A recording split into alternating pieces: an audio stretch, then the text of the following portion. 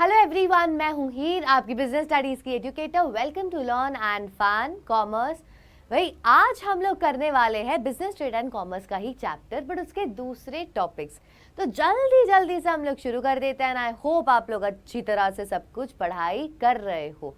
ठीक है, चलिए सबसे पहले आ जाते हैं ऑब्जेक्टिव्स ऑफ बिजनेस के ऊपर। ऑब्जेक्टिव्स ऑफ बिजनेस करने से पहले ये जानना बहुत ज़्यादा ज़रूरी है कि हमारे होते हैं दो प्रकार के ऑब्जेक्टिव्स। एक होता है इकोनॉमिक ऑब्जेक्टिव्स एक ऑर्गेनाइजेशन के, दूसरे होते हैं सोशल ऑब्जेक्टिव्स। इकोनॉमिक ऑब्जेक्टिव्स पैसों के रिलेटेड है और सोशल ऑब्जेक्टिव्स एक मार्केट सोसाइटी के रिलेटेड उनके जो भी सारे ऑब्जेक्टिव्स है। ये जो आप अभी स्क्रीन पे देख रहे हो ये सारे हैं हमारे इकोनॉमिक ऑब्जेक्टिव्स। तो इकोनॉमिक ऑब्जेक्टिव क्या है? सबसे पहला इकोनॉमिक ऑब्जेक्टिव एक ऑर्गेनाइजेशन का है अर्निंग प्रॉफिट। प्रॉफिट तो कमाना है कि नहीं कमाना, इसलिए तो इतना बिजनेस कर रहा है, वरना कौन करता। तो इनका सबसे पहला ऑब्जेक्टिव कौन सा आ जाता है? To earn profit. उसके बाद मार्केट स्टैंडिंग। मार्केट स्टैंडिंग मतलब इनकी पोजीशन कैसी है in comparison with their competitors. एक ऑर्गेनाइजेशन को चाहिए कि उनकी मार्केट स्टैंडिंग बहुत ज़्यादा स्ट्रांग हो, क्योंकि उनको अपने ऑब्वियसली कॉम्पिटिटर्स से आगे ही बढ़ना है। किसको? अपने कॉम्पिटिटर्स से पीछे रहना है। सो दे ट्राई कि उनका market standing is way better than everyone else than their competitors. ये उनका एक ऑब्जेक्टिव है, to make their market standing more stronger. Innovation. एक ऑर्गेनाइजेशन का ये ऑब्जेक्टिव हमेशा होता है कि वो लोग कुछ नया लेकर आए। पुरानी चीज़ अगर वो लोग हमेशा देंगे तो उनकी कौन चीज़ लेने वाला है? People want something new every time. ठीक है, उनको चाहिए कि कुछ नया लाओ, ये और ये नहीं, कुछ और कुछ और कुछ और। इसलिए एक ऑर्गेनाइजेशन को हमेशा इनोवेशन में कुछ ना कुछ करना ही पड़ेगा, कुछ ना कुछ नया लेकर ही आना पड़ेगा, जिससे वो लोग अपने बिजनेस में टिक पाएंगे। वरना it is going to be very difficult for them for staying in the business, for their survival. फिर होता है उनका optimum utilisation of physical and financial resources. देखो जो भी सारे रिसोर्सेज है ना वो बहुत ही ज़्यादा स्कार्स है, मतलब बहुत ज़्यादा कमी है उन सब रिसोर्सेज की। ये रिसोर्सेज सारे एकदम ही ज़्यादा जुडिशियसली यूज़ करने पड़ते हैं, ताकि जो एक्चुअल में लोगों को चाहिए, जो एक्चुअल में कस्टमर्स कंज्यूमर्स को चाहिए, वो उन्हें प्रोवाइड कर सके, ताकि उनकी नीड्स जो है सेटिस्फाई हो जाए। तो उनका ऑब्जेक्टिव क्या है कि जो भी हमारे रिसोर्सेज हैं हम उसे प्रॉपरली यूज़ करें, जिससे क्या हो जाएगा? एफिशिएंसी एंड इफेक्टिवनेस रहेगी। क्या एफिशिएंसी क्या होता है? एफिशिएंसी हमें कहता है कि भाई मिनिमम कॉस्ट में काम करना, और इफेक्टिवनेस क्या होता है? टाइम पे काम करना, जिससे उनके फिजिकल और फाइनेंशियल रिसोर्सेज का इस्तेमाल एकदम ही प्रॉपर तरीके से होगा।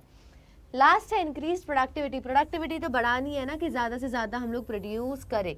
ज़्यादा से ज़्यादा अगर प्रोड्यूस करोगे तो उससे क्या होगा? उससे ज़्यादा लोगों को केटर कर पाएंगे और इससे ऑर्गेनाइजेशन का ग्रोथ होगा। सो ये भी उनका ऑब्जेक्टिव होता है कि भाई हमें हमारी प्रोडक्टिविटी बढ़ानी है। ठीक है, ये सारे हो गए हमारे इकोनॉमिक ऑब्जेक्टिव। आ जाते हैं अभी हम लोग हमारे सोशल ऑब्जेक्टिव के ऊपर, कि एक ऑर्गेनाइजेशन के क्या क्या सोशल ऑब्जेक्टिव्स हो सकते हैं।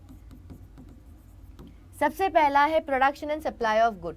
अरे देखो, अगर आपको लगता है कि production and supply of good यहाँ पे कैसे आ गया, तो अंडरस्टैंड वन थिंग, प्रोडक्शन और सप्लाई करना तो ज़रूरी है ना, क्योंकि जो कंज्यूमर्स को चाहिए वो प्रोड्यूस करके उन्हें सप्लाई भी तो करना पड़ेगा। नहीं करोगे तो फिर यार वो लोगों को क्या मिलेगा? ठेंगा, बराबर। तो इसलिए production and supply of goods उनका एक ऑब्जेक्टिव होता है कि हम लोग गुड्स प्रोड्यूस करें और उसको ऐसे और उसे सप्लाई करें उन लोगों तक जो लोगों को ये सारे गुड्स की एक्चुअल में ज़रूरत है।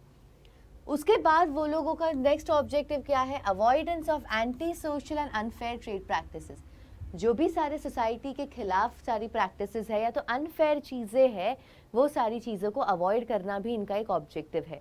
देखो ऑब्वियसली यार, गलत अगर चीज़ें करोगे तो फिर कोई भी आपका गुड्स खरीदने वाला नहीं है और आप मार्केट में फिर ज़्यादा टाइम टिक नहीं पाओगे, आपका बिजनेस हो जाएगा बंद। इसलिए कभी भी कोई भी बिजनेस अगर बिजनेस कर रहा हो तो उसे ये देख के रहना चाहिए कि भाई हम लोग कोई भी अनफेयर प्रैक्टिस ना करें। जैसे अगर क्या कहते हैं, चिली पाउडर में ब्रिक पाउडर ना मिला दे, तो ये सारे अनफेयर ट्रेड प्रैक्टिसेस नहीं होने चाहिए। और एंटी सोशल चीज़ें जैसे गैम्बलिंग हो गया, जो भी इलीगल एक्टिविटीज़ है वो भी उन्हें नहीं करनी है। उसके बाद तीसरा उनका ऑब्जेक्टिव क्या है, एम्प्लॉयमेंट जनरेट करना। अरे भाई सोसाइटी के लिए कुछ तो करना पड़ेगा ना, सोसाइटी में रह रहे हो तो सोसाइटी के हित के लिए सोचना है, तो फिर लोगों को एम्प्लॉयमेंट देनी ही पड़ेगी। आप लोगों को एम्प्लॉयमेंट और ज़्यादा जनरेट करनी पड़ेगी, जिससे लोगों का स्टैंडर्ड ऑफ लिविंग काफ़ी अच्छा हो जाए, क्योंकि वो लोग पैसे कमाएंगे तो फिर वो लोग अच्छी ज़िंदगी जी पाएंगे। फिर नेक्स्ट क्या है, वेलफेयर ऑफ एम्प्लॉयज़। देखो जॉब दे देना is not the only thing, job देने के बाद उनका अच्छा भी सोचना है, उनके अच्छे के लिए सोचना है। वेलफेयर का मतलब क्या है, to think good up for them. तो एम्प्लॉयज़ का अच्छे के लिए भी सोचना है, उनका वर्किंग कंडीशन प्रॉपर होना चाहिए, अच्छे से सैलरी दो, उनका इंश्योरेंस निकालो, जो भी उनको एक्स्ट्रा चीज़ें मिलनी चाहिए वो सारी दो, उनके वर्किंग कंडीशन बिल्कुल भी ख़राब नहीं होने चाहिए, सैलरी इतनी तो मिलनी ही चाहिए जिससे वो लोग अपनी ज़िंदगी प्रॉपरली निकाल सके, चिंगुसगिरी करके उनको कम पैसे नहीं देने हैं। और लास्ट क्या आ जाता है इसमें हमारा, कम्युनिटी सर्विस। कम्युनिटी को भी सर्व करो। क्या करना है, चैरिटेबल हॉस्पिटल खोलो, स्कूल खोलो, लाइब्रेरी खोलो, जैसे कम्युनिटी एज अ होल आप उनके लिए कुछ कर सको। ठीक है, ये सारे हो जाते हैं सोशल ऑब्जेक्टिव एक ऑर्गेनाइजेशन के। सबसे पहला क्या है, production and supply of goods.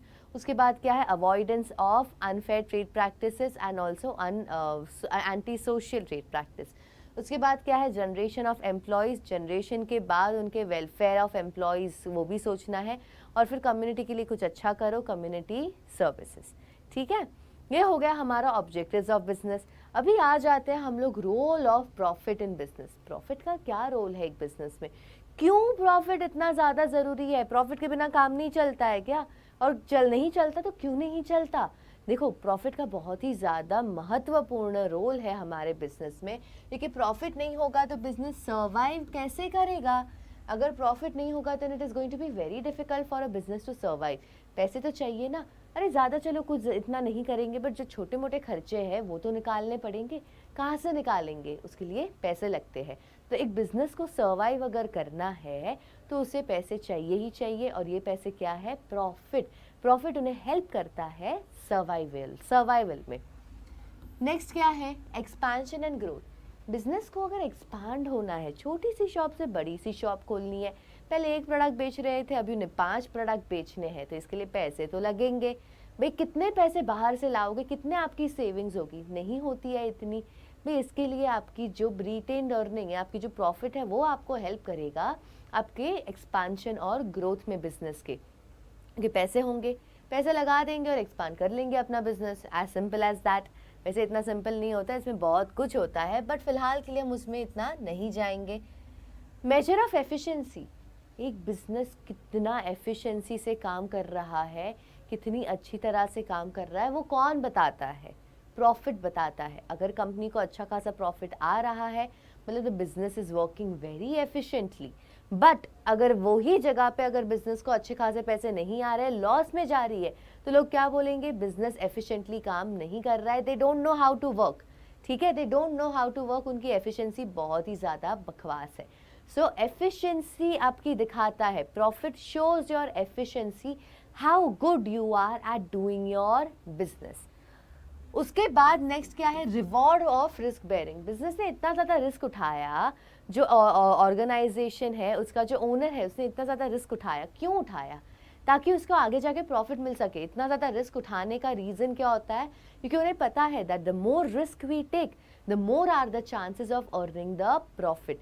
तो भाई रिवॉर्ड है ना, इतना ज़्यादा जो हम लोग जोखिम लिए हैं उसके लिए कुछ तो मिलना चाहिए, तो क्या मिलता है हमें, प्रॉफिट मिलता है। ठीक है, सो रिवॉर्ड है, it is for risk taking, इतना जो रिस्क लिया है उसका आपको इनाम दिया है प्रॉफिट। और लास्ट पॉइंट क्या है, better reputation and goodwill.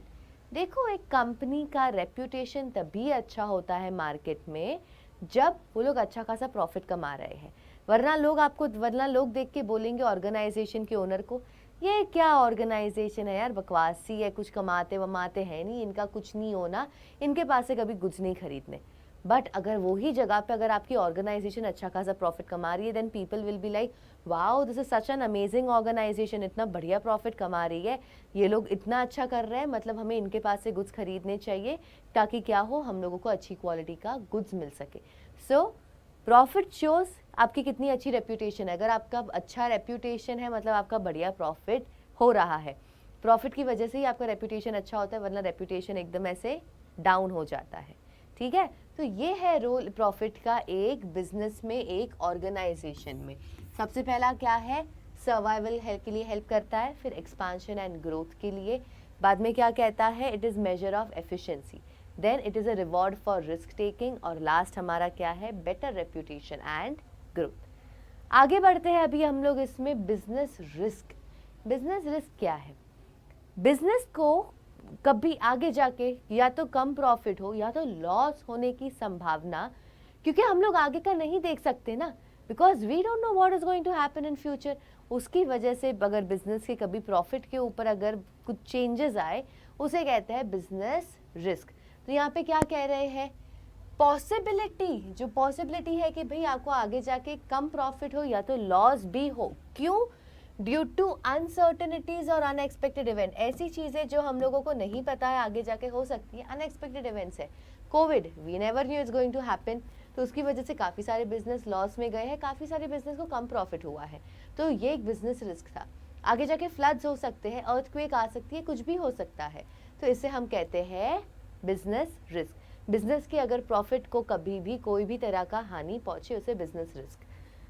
Next क्या कहते हैं, बिजनेस एंटरप्राइज को दो तरीके के रिस्क आते हैं। कौन से दो तरीके के रिस्क होते हैं उन लोगों को, सबसे पहला होता है स्पेक्यूलेटिव रिस्क और दूसरा है प्योर रिस्क।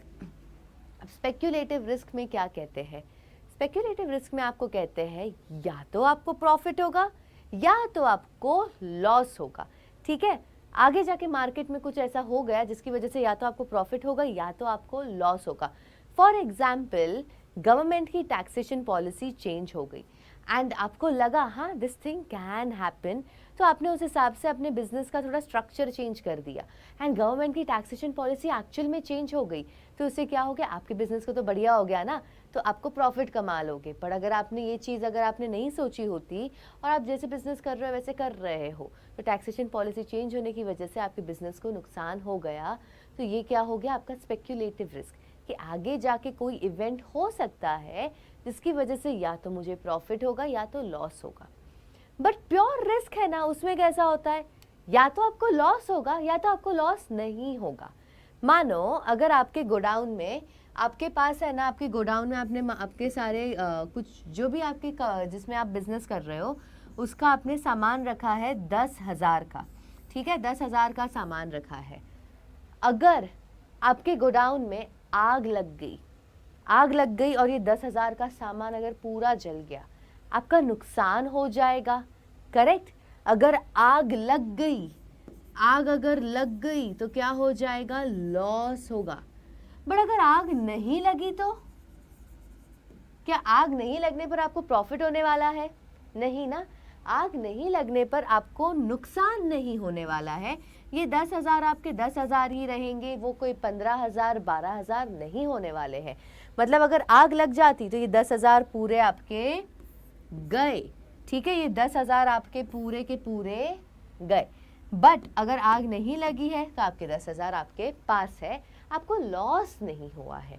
ठीक है, सो ये होता है हमारा speculative risk and pure risk. अभी उसका नेचर के बारे में अगर हम जानें कि नेचर क्या होता है, नेचर मतलब उसके फीचर्स, उसके कैरेक्टरिस्टिक्स के बारे में अगर हम पढ़े तो क्या है, सबसे पहला क्या है, रिस्क एक एसेंशियल पार्ट है कोई भी बिजनेस का। कोई भी आप बिजनेस कर लो, रिस्क एक इम्पॉर्टेंट पार्ट है, रिस्क है ही है। ठीक है, रिस्क को आप कभी भी हटा नहीं सकते, it is always going to be there. Next क्या कहते हैं, क्यों होता है business risk, because of uncertainties. आगे क्या होगा हमें पता है, नहीं पता है, इसलिए बिजनेस रिस्क होता है। आगे आपके वहाँ चोरी हो सकती है, आगे फैशन टेस्ट चेंज हो सकता है, आगे जाके टेक्नोलॉजी चेंज हो सकती है, यू नेवर नो। ये सारी रीजंस की वजह से बिजनेस रिस्क होता है। अभी कितना रिस्क होगा, कम होगा, ज़्यादा होगा, वो किस चीज़ के ऊपर निर्भर करता है, आपका nature and size of business.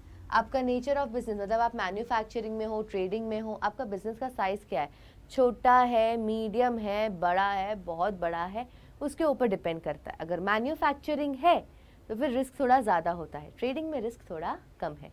आपका अगर छोटा बिजनेस है तो रिस्क का छोटा, अगर आपका बड़ा बिजनेस है तो रिस्क भी बहुत ज़्यादा होगा, बराबर।